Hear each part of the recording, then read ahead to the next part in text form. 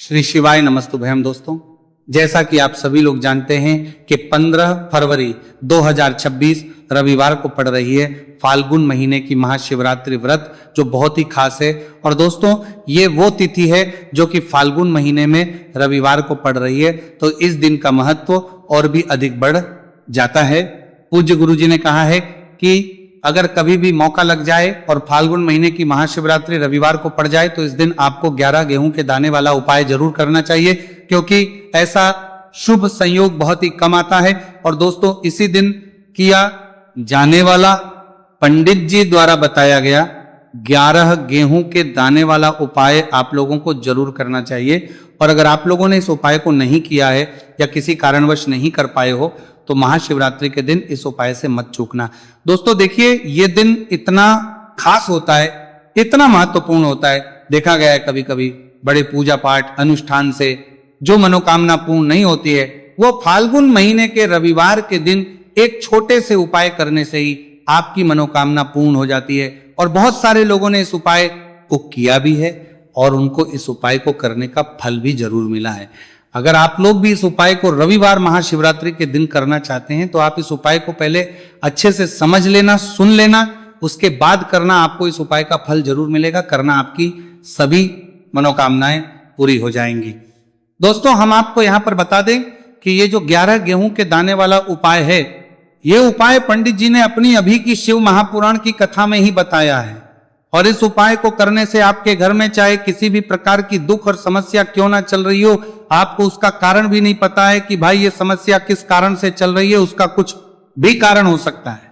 जैसे पितृदोष हो सकता है, काल सर्प दोष हो सकता है, या किसी भी तरह का मंगल दोष भी हो सकता है, और भी बहुत के दोष होते हैं, कुछ भी हो सकता है।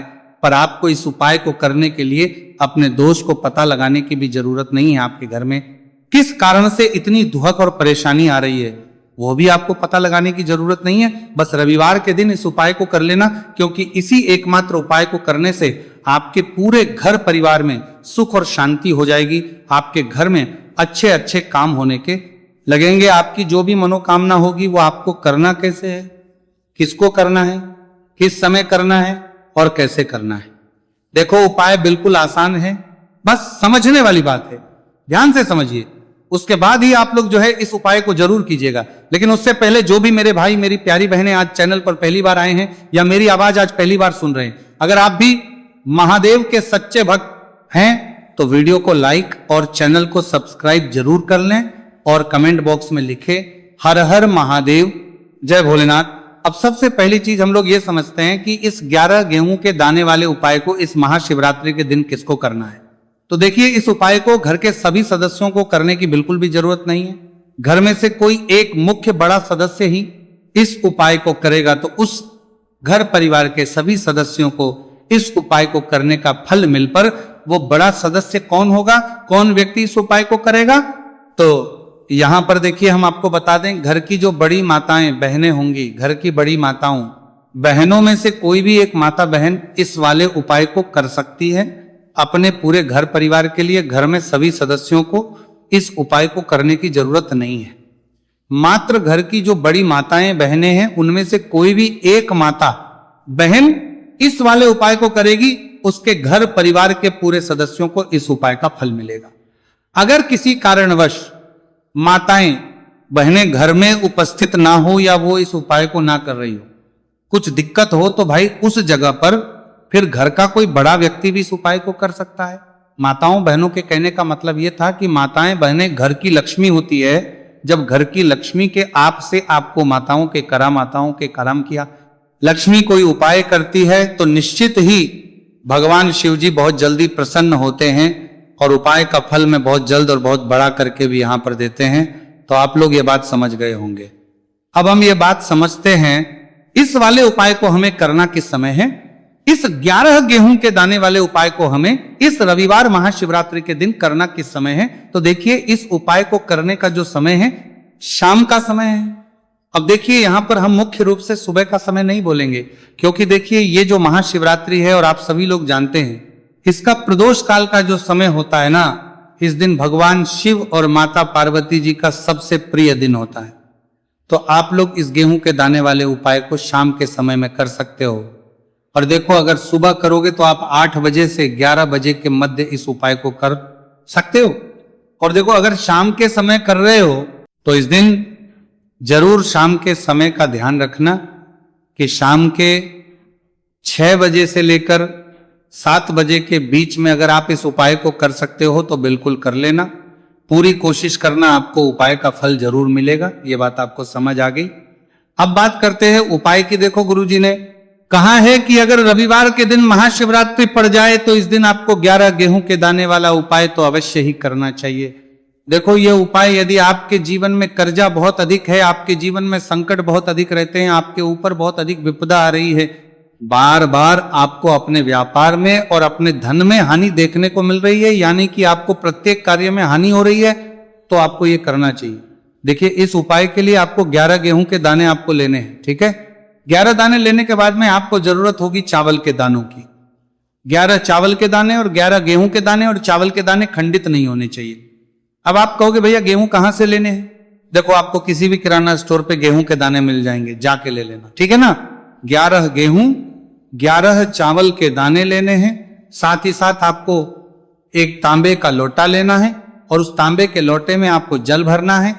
जल खुद के घर का होना चाहिए, मंदिर का नहीं होगा। अब आप ये सब सामग्री लेकर पहुंच जाओगे महादेव के शिवलिंग के पास में शाम के टाइम पे, प्रदोष काल में। देखो, जब आप ये उपाय कर रहे हो तो अपना फेस रखना उत्तर दिशा, नॉर्थ डायरेक्शन की तरफ। अब यहां पे जो मैं आपको क्रम बताने जा रहा हूं ना, उस मेरे क्रम को बहुत ध्यान से सुनिए। महादेव को अगर कोई सबसे प्रिय है ना, तो उनकी सबसे छोटी पुत्री, जिनका नाम है माता अशोक सुंदरी, जो आपके पास में चावल के दाने हैं ना, उन चावल के 11 दानों को माता अशोक सुंदरी के स्थान पर आपको अपना नाम और गोत्र बोलते हुए समर्पित कर देने हैं, है ना। चावल के दानों को रखने के बाद में जो आपके पास में तांबे का लोटा है ना, उस तांबे के लोटे को कहीं पे भी हम जल नहीं चढ़ेंगे। सिर्फ और सिर्फ माता पार्वती का जो हस्त कमल आपको दिख रहा है, यहीं पे गोल गोल आपको समर्पित करना है। उसी जल को और कहीं नहीं, ना तो माता अशोक सुंदरी के स्थान पर, ना शिवलिंग के ऊपर, सिर्फ आपको यहां पे गोल गोल जलाधारी पर आपको उस जल को समर्पित करना है। अब आपके पास में बचे हुए हैं 11 गेहूं के दाने और बचे हैं। उन्हीं 11 गेहूं के दाने को आपको अपनी मनोकामना, अपने विशेष कहते हुए महादेव के शिवलिंग के ऊपर अगर आप महाशिवरात्रि के दिन प्रदोष काल में समर्पित कर देते हैं, तो आपकी जो भी मनोकामनाएं होंगी, जो भी विश्व होंगी, महादेव पूरी जरूर करते हैं।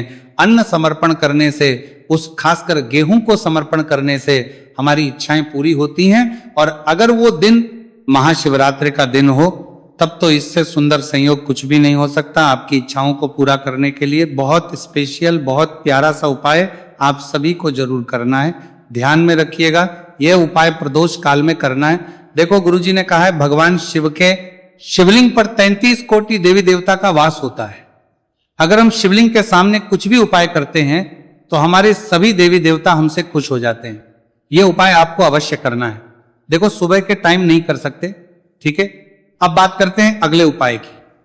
देखिए, अब हम जान लेते हैं गुरुजी द्वारा बताए गए दूसरे उपाय के बारे में। इस उपाय के लिए आपको मात्र 2 लौंग लेनी होगी, यानी कि आपको लौंग का जोड़ा लेना है। 2 फूल वाली आपको लौंग लेनी है। लौंग का जोड़ा से भी खंडित नहीं होना चाहिए, इस बात का ध्यान रखें। इसी के साथ में आपको लेना होगा लाल चंदन का पाउडर। देखिए, यदि आपके पास लाल चंदन की लकड़ी है तो उसे घिसकर भी आप चंदन के रूप में प्रयोग कर सकते हैं। यदि पाउडर है तो उसका भी आप अपने प्रयोग कर रहे हमें प्रयोग कर सकते हैं, उपाय के लिए प्रयोग कर सकते हैं। देखिए, चंदन जो है वो तेज का प्रतीक माना गया है, और साथ ही साथ जीवन के अंधकार को दूर करने का प्रतीक माना गया है।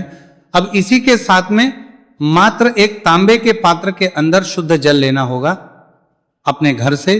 अब दोस्तों, ये तीनों सामग्री लेकर के सीधे आपको पहुंच जाना होगा भगवान शिव के मंदिर में। देखिए, इसी के साथ में आपको एक गोल बाती का दीपक भी लेना होगा। दीपक आप मिट्टी का भी ले सकते हैं, शुद्ध घाटा मढ़कर उसका भी तैयार कर सकते हैं। और दीपक में आपको शुद्ध घी का प्रयोग करना है। लेकिन जैसे ही आप इन सभी सामग्रियों को में लेकर के पहुंचेंगे मंदिर में, जैसे ही आप चौखट के वहां पर पहुंचेंगे, तो मंदिर की चौखट के सीधे तरफ आप जो अपने साथ एक गोलबाती का दीपक लेकर के आए हैं, उसे आपको सबसे पहले तो प्रज्वलित कर देना है। यानी कि जैसे ही आप मंदिर की चौखट के वहां पर प्रवेश करते हैं, तो उसके सीधे तरफ आपको ये गोलबाती का दीपक प्रज्वलित कर देना है। अब देखिए, जैसे ही आप ये दीपक प्रज्वलित करेंगे तो आपकी जो भी मनोकामना है उससे आपको बोल देना है। आप इस दीपक को इस प्रकार से प्रज्वलित करने के बाद इन सभी सामग्रियों को आपको शिवलिंग के पास में लेकर पहुंच जाना है। अब देखिए दोस्तों, आपके पास जो एक तांबे के पात्र के अंदर शुद्ध जल है, उसमें से आपको केवल आधा लोटा जल ही भगवान शिव के शिवलिंग पर अर्पित करना है। आधा लोटा जल आपको उसी पत्र के अंदर बचा लेना है। अब दोस्तों, आपके पास जो 2 लौंग है यानी कि का जोड़ा है, उससे आपको अपना नाम और अपने गोत्र को बोलते हुए आपकी जो भी समस्या चल रही है, आपके जीवन में जो भी परेशानी उत्पन्न हो रही है, उन्हें आपको बोल देना है। और ये जो लौंग का जोड़ा है, इसे आपको भगवान शिव के शिवलिंग पर अर्पित कर देना है। जैसे आप ये 2 लौंग शिवलिंग पर चढ़ाएंगे तो अपना हाथ जो है वहां पर आपको रखना है और महादेव से आपको प्रार्थना करनी है कि मेरे जीवन की ये जो परेशानियां हैं ये सभी दूर हो जाए। यानी कि आपके जीवन में धन की संबंधित परेशानी चल रही है, कर्ज की समस्या चल रही है, बच्चों का पढ़ाई लिखाई में मन नहीं लग पा रहा है, घर के जो आर्थिक संकट है वो सभी दूर हो, व्यापार आपका ढंग से नहीं चल पा रहा है, घर में रोग की स्थिति बनी हुई है, यानी कि जिस भी प्रकार की आपकी समस्याएं हैं उसे आपको महादेव से बोल देना है और महादेव से इन सभी समस्याओं को दूर करने के लिए आपको प्रार्थना कर लेनी है। अब देखिए दोस्तों, आपने जो 2 लौंग शिवलिंग पर समर्पित की थी उसे आपको वहां से उठा लेना है और इन दोनों को आपको शिवलिंग से उठा करके सीधे उससे जल के पात्र के अंदर डाल देना है। यानी कि अपने आधा लोटा जल और बचाया हुआ था उसी के अंदर आपको ये 2 लौंग डाल देनी है और साथ में आप जो लाल चंदन लेकर के आए थे उस लाल चंदन को भी आपको उसी पात्र के अंदर डाल देना है। यानी कि आधा लोटा जल और बचा हुआ है तो उसी आधे लोटे जल के अंदर आपको ये लाल चंदन भी डाल देना है। अब देखिए, इस आधे लोटे जल में है जिसमें अपने 2 लौंग ली है, लाल चंदन डाला है, उसे सीधे लेकर के आपको पहुंचना है बेलपत्र के वृक्ष के। वहां पर देखिए, बेलपत्र का वृक्ष यदि आपके घर पर है तो वहां पर आपको आ जाना है। आपके घर के आसपास कहीं भी है तो वहां पर आपको पहुंच जाना है और उसके बाद आपका जो मुख है वह उत्तर दिशा की ओर होना चाहिए और उसके बाद आपको अपना नाम और अपनी गोत्र को बोलना है और पुनः अपने जो भी परेशानियां शिवलिंग के पास में बोली थी उन्हें आप वापस से बेलपत्र के वहां पर भी बोल देनी है। और ये जो आधा लोटा जल और है, इससे आपको पूरा बेलपत्र के वृक्ष की जड़ में श्री शिवाय नमस्तुभयम इस मंत्र का जाप करते हुए समर्पित कर देना है। तो बस इतना सा उपाय आपको करना है। जो भी आपकी परेशानी है, समस्या है, उससे महादेव निश्चित ही दूर करेंगे। अब दोस्तों, हम जान लेते हैं तीसरे चमत्कारी और विशेष उपाय के बारे में। देखिए, ये उपाय बहुत ही है क्योंकि इस उपाय से आपके जिम में तेज की वृद्धि होगी। यानी कि जीवन से जितना भी अंधकार ही वो सभी दूर होगा।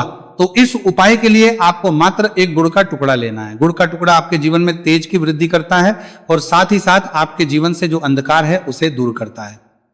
इसी के साथ में आपको एक चावल दाना यानी कि अक्षत का दाना लेना है। ये चावल का दाना आपके जीवन में सुख शांति को लेकर के आता है, आपके जीवन में धन की जितनी भी परेशानियां हैं उन्हें समाप्त करता है। इसी के साथ में आपको मात्र एक हरा मूंग लेना है। हरा मूंग जो है वो बुध ग्रह को प्रसन्न करता है। देखिए, हरे मूंग का उपाय करने से बुध ग्रह मजबूत होता है और बुध ग्रह के मजबूत होने से बुद्धि, ज्ञान और विवेक की प्राप्ति होती है। तो ये तीनों ही सामग्री आपको एक एक लेनी है। यानी कि एक गुड़ का, एक चावल का दाना, एक हरा मूंग आपको लेना है। देखिए, हरा मूंग का दाना और का जो दाना है वो आपको साबुत लेना है, खंडित नहीं होना चाहिए। और इसी के साथ में आपको मात्र एक तांबे के पात्र के अंदर अपने घर से शुद्ध जल ले लेना है। देखिए, अब इन सभी सामग्रियों को लेकर के सीधे आपको पहुंच जाना है भगवान शिव के मंदिर में। आप ये उपाय सुबह से लेकर के शाम तक किसी भी समय कर सकते हैं, लेकिन रविवार के दिन ही आपको इस उपाय को करना है। तो सबसे पहले तो ये जो एक गुड़ का टुकड़ा है, एक चावल का दाना है और एक हरा मूंग का दाना है, उन तीनों को आपको उस जल के पात्र के अंदर डाल देना है। लेकिन ये जो उपाय है आपके जीवन की सारी परेशानियों को दूर करने के लिए होता है, लेकिन विशेष मनोकामना तीनों सामग्रियों से ही आपकी परिपूर्ण हो जाती है। देखिए, यदि आपके जीवन तेज होगा तो सभी आपसे वार्तालाप करेंगे, सभी आपसे बात करेंगे और आपका जो मान सम्मान है वो बढ़ता है। और चावल का जो दाना है वो धन वृद्धि करता है, मन की शांति के लिए होता है। और हरा मूंग जो है वो बुद्धि, ज्ञान और विवेक की प्राप्ति के लिए होता है। अब देखिए, ये जो एक पात्र है इससे आपको भगवान शिव के शिवलिंग पर धीरे धीरे अर्पित कर देना है। श्री शिवाय नमस्तुभयम इस मंत्र का जाप करते हुए और तुम रुकेश्वर महादेव का मन में स्मरण करते हुए, लेकिन तुम रुकेश्वर महादेव का स्मरण करने से यह जो उपाय है और अधिक प्रभावशाली हो जाता है। तो महादेव का स्मरण करते हुए यह उपाय करने से आपके जीवन में जो भी अशांति है वह सभी दूर हो जाएगी। तो इस प्रकार से आपको ये सुंदर सा उपाय कर लेना है। इसके बाद बात करते हैं तीसरे उपाय की। देखो ये उपाय बहुत ही अचूक उपाय है जो आपको करना है। देखो इस उपाय के लिए आपको 2 दीपक लेने हैं। देखो दोनों दीपक आपको मिट्टी के दीपक लेने हैं। उसके बाद आपको दोनों दीपक को प्रज्वलित करने के लिए आपको लंबी बाती लेनी है और ये दीपक घी और सरसों के तेल से दीपक प्रज्वलित करने हैं। ये सब लेने के बाद आपको लेना है एक कटोरी में कच्चा दूध थोड़ा सा लेना है। उसके बाद आपको लेना है 1 लोटा जल। देखो गुरुजी ने इस उपाय के लिए बताया है कि ये उपाय आपको प्रदोष काल में करना है। कहते हैं कि बेलपत्र के वृक्ष में प्रदोष काल के समय में महादेव वास करते हैं। उस समय हम कोई भी उपाय करते हैं तो उसका फल हमें अवश्य मिलता है। देखो अब ये सब सामग्री लेकर आपको प्रदोष काल में चले बेलपत्र के वृक्ष के वहां पर। देखो वहां पहुंच जाने के बाद आपको सबसे पहले बेलपत्र की जड़ में सबसे पहले वो दूध जो आप लाए हैं उसे समर्पित कर देना है। उसके बाद आपको जो 1 लोटा जल जो आप लाए हैं वो आपको धीरे धीरे बेलपत्र की जड़ में समर्पित कर देना है। उसके बाद आप जो दीपक लाए हो दोनों दीपक को आपको बेलपत्र की जड़ बेलपत्र की तरफ मुंह करके बाती का आपको 1 दीपक घी का और 1 दीपक तेल करते का प्रज्वलित कर देना है और आपकी जो भी मनोकामनाएं हैं वो महादेव को बोलना है। देखो ने कहा रविवार के दिन पर बेलपत्र की जड़ में दीपक प्रज्वलित कर देता है, महादेव उसकी सभी मनोकामना पूरी कर देते हैं। देखिए दोस्तों आज के इस वीडियो में हमने आपको रविवार के दिन किए जाने वाले 3 बहुत ही सुंदर से उपाय बताए हैं जो भी आपके लिए उचित है, सरल है, उसे आप कर सकते हैं। यदि उपाय से जुड़ा किसी भी प्रकार का सवाल है तो कमेंट में पूछ ले। उपाय को करते समय आप किसी भी प्रकार की गलतियां ना करें। अगर आपको हमारी पसंद आए तो हमारे इस चैनल को सब्सक्राइब जरूर करें। हर हर महादेव, ओम नमः शिवाय।